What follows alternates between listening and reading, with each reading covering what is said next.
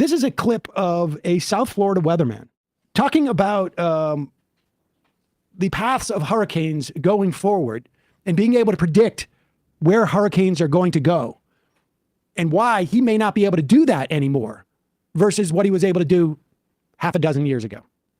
Right? When is it going to turn? John, it's not turning. It's coming straight to us. It's going to turn. All right? The turn was never forecast to be on Sunday. The turn isn't even on Monday morning. The turn will come Monday afternoon, Monday evening, into Tuesday. Remember that?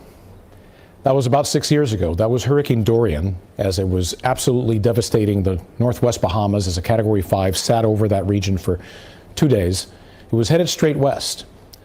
Lots of people in Florida were concerned the hurricane was heading here.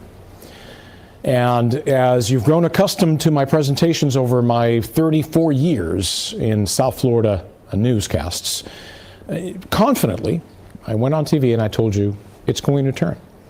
You don't need to worry. It is going to turn.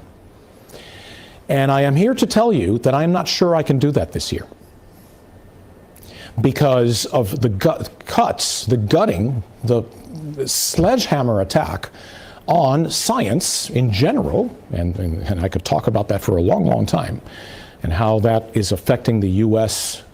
Leadership in science over many years, and how we're losing that leadership, and this is a multi-generational impact on science in this country, all right?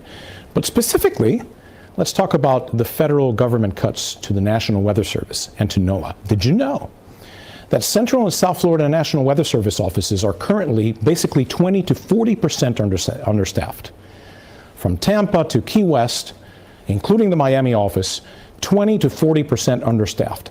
Now, this type of staffing shortage is having impacts across the nation because there's been a nearly 20% reduction in weather balloon launches that carry those radiosondes. And what we're starting to see is that the quality of the forecasts is becoming degraded. There's also a chance, because of some of these cuts, that NOAA Hurricane Hunter aircraft will not be able to fly this year, and with less reconnaissance missions, we may be flying blind. And we may not exactly know how strong a hurricane is before it reaches the coastline, like happened a couple of years ago in Hurricane Otis in Acapulco, Mexico.